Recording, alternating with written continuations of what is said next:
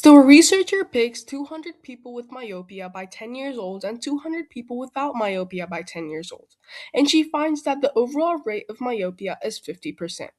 Doesn't something sound off?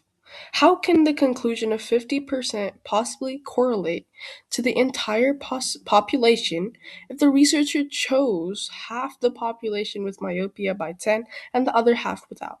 So then you use the odds ratio.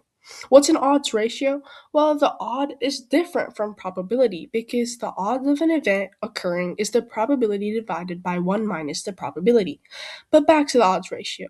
If you take a look at this two-way contingency table, it shows that when you're exposed and you get a disease, it's labeled as A. When you're exposed and you don't get the disease, it's labeled as B.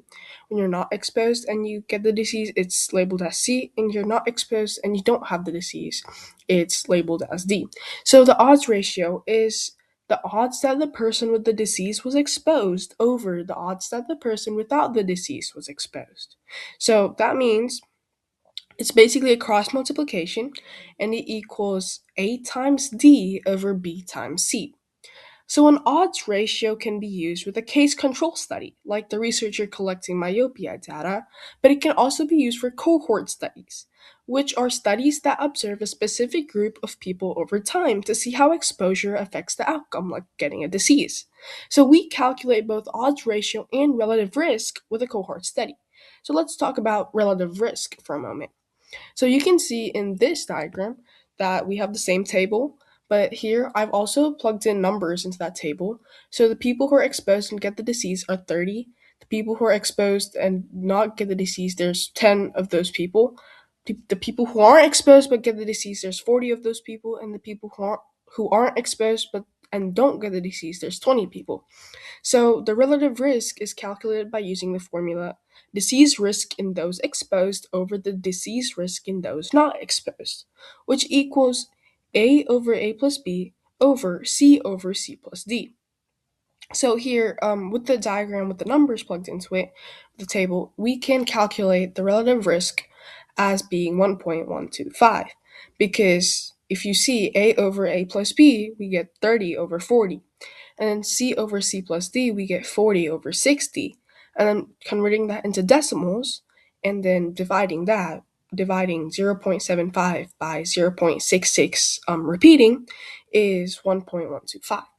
So this number we got, 1.125, well, that has some significance, whether it be the solution of the relative risk, which is what we just calculated, or the odds ratio.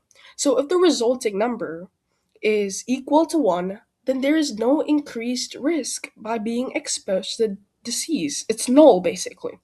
So if the resulting number is greater than 1, like 1.125, then there's a positive association, meaning that the exposure increases the risk of getting that disease. If the resulting number is less than 1, there is a negative association, meaning that if you're exposed to the disease, you will somehow be less likely to get it. So, what if it's a fluke? So, we use p-value for that. So, p-value is basically a probability calculated after assuming there isn't a difference between two groups.